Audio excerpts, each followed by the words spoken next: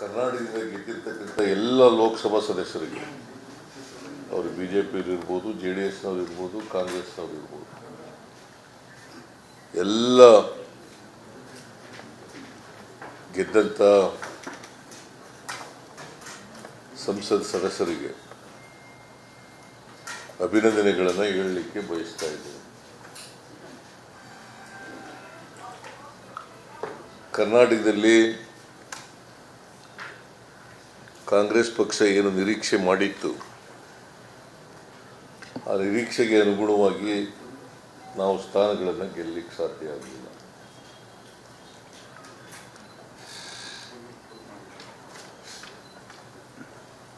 ನಾವು ಸುಮಾರು 15ರಿಂದ 20 ಸ್ಥಾನಗಳನ್ನು ಗೆಲ್ತೀವಿ ಅಂತ ಲೆಕ್ಕಾಚಾರ ಹಾಕೊಂಡಿದ್ದು.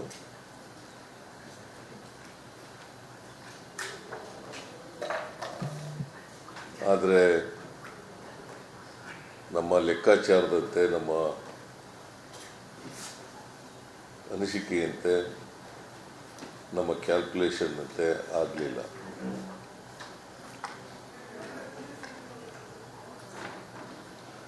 ಆದರೆ 2019ರಲ್ಲಿ ಒಂದು ಸ್ಥಾನವನ್ನು ಗೆದ್ದಿದ್ದು. ಈ ಸಾರಿ 9 ಸ್ಥಾನಗಳನ್ನು ಗೆದ್ದಿದ್ದೀವಿ.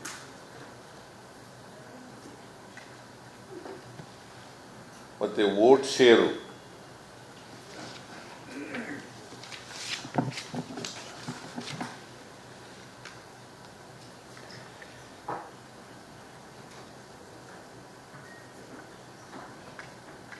ಈ ಸಾರಿ ನಮಗೆ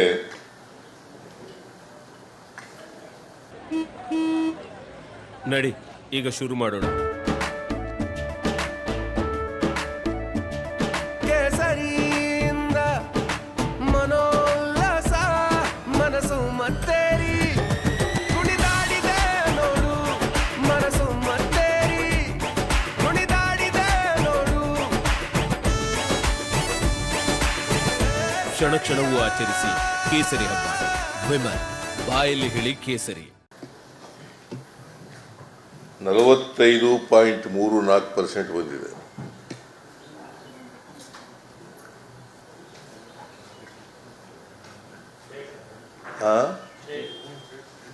ಈ ವರ್ಷ ಸ್ಟೇಟಿಗೆ ಸೀಮಿತವಾಗಿ ಹೇಳ್ತಾ ಇದ್ದೀನಿ ನಾನು.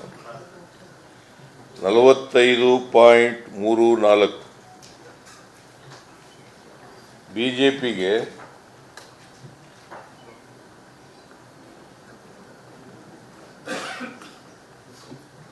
46.04.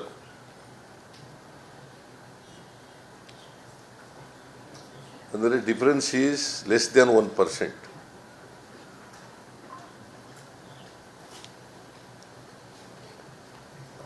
ಅದೇ 2019ರಲ್ಲಿ ಅವ್ರಿಗೆ 51.38% ಬಂದಿತ್ತು. ನಮಗೆ 31.88% ಬಂದಿತ್ತು.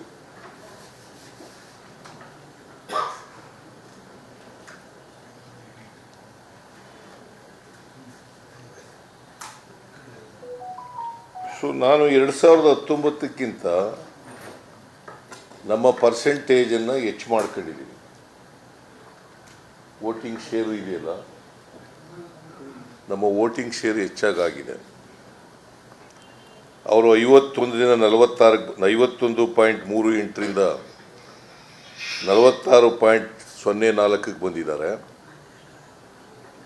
ಅದು ಅಲಯನ್ಸ್ ಮಾಡ್ಕೊಂಡು, JDS ಜೊತೆ ಅಲಯನ್ಸ್ ಮಾಡ್ಕೊಂಡು, BJP 46.04, ನಾವು 45.34, JDS 5.72.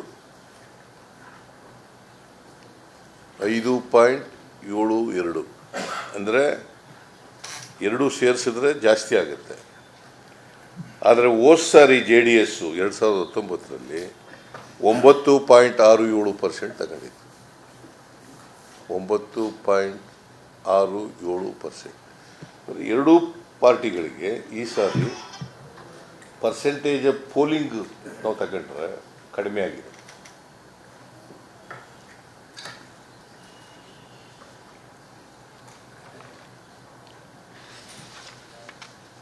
ನಾನು ಯಾಕೆ ಹೇಳ್ತಾ ಇದ್ದೀನಿ ಅಂದರೆ popular votes of BJP and JDS has been reduced when compared to 2019 election.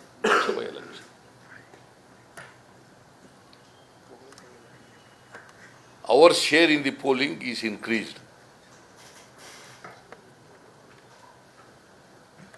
That is my intention.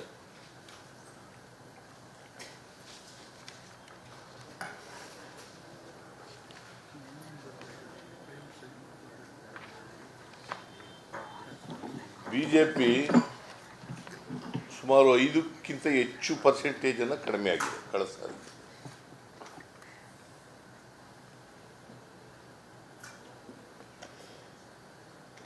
ನನಗಂತೇಳಿ ಭಾಳ ಹಿಗ್ಬಿಟ್ಟಿದ್ದೀನಿ ಅಂತಲ್ಲ, ಭಾಳ ಹಿಗ್ಗೋಗ್ಬಿಟ್ಟಿದ್ದೀನಿ ಅಂತಲ್ಲ. ನಾವು ನಮ್ಮ ನಿರೀಕ್ಷೆ ತಕ್ಕಂತೆ ಸ್ಥಾನಗಳನ್ನು ಗೆಲ್ಲಲಿಕ್ಕಾಗಿಲ್ಲ.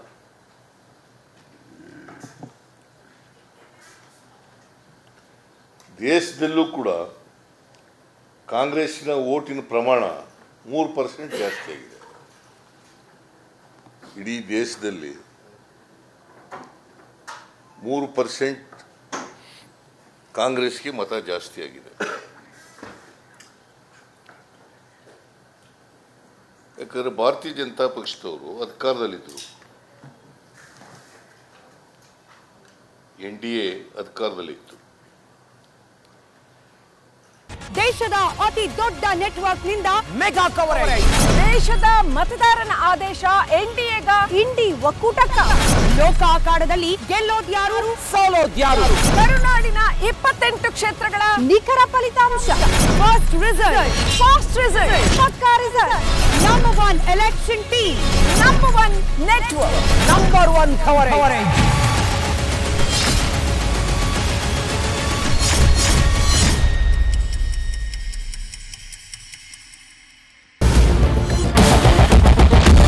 ಕ್ಯಾಪ್ಟನ್ ಅರ್ಜುನ್ ಕೊಂದಿದ್ದು ಯಾರು? ಅವ್ರ ನರೇಟಿವ್ ಎಲ್ಲಿ ತಂದಿಟ್ಟಿದ್ದಾರೆ ಅಂತಂದ್ರೆ ಸಂಪತ್ತನ್ನ ಹಂಚಿಬಿಡೋದು ಅಂತ. ಇದು ಸ್ಟುಡಿಯೋ ಟಿಪ್ಪು ಜಯಂತಿ ಮಾಡಕ್ಕೆ ಅವ್ರಿಗೆ ಖಂಡಿಸಿದ್ರು. Very nice. ಯಾರು ತಪ್ಪು ಮಾಡಿರೋದಿಲ್ಲಿ? ಓಲೈಕೆ ಹೇಳಿಕೆ ಇದು ಅಂತ ಹೇಳಿ ಯಾಕೆ ಪರಿಗಣಿಸಬಾರದು? I.N.I. ಇದು ವೇದಿಕೆ. ಇದು ಫೋಟೋ ಎಲ್ರಿಗೂ ಒಂದು ಟೈಮ್. ನಿಮ್ಮ ಸಮಯ ಮುಗಿದಿದೆ. ಅವ್ರು ಹೇಳಕ್ಕಿಂತ ಮುಂಚೆನೆ ಹೇಗೆ ಪ್ರತಾಪ್ ಸಿಂಹ ಪಾಸ್ ಕೊಟ್ಟಿದಂತ ಆಗ್ಲಿ ಡಿಕ್ಲೇರ್ ಆಗೋಗಿತ್ತು ಅಂತ ನನಗೊಂದು ಡೌಟ್ ಬಂತು. ಸಾಕು ನಿಲ್ಸಿ. ಕೆಟ್ಟ ಪದ ಬಳಕೆ ಕಾಂಪಿಟೇಷನ್ ಇಟ್ಟಿಲ್ಲ ನಾವಿಲ್ಲಿ.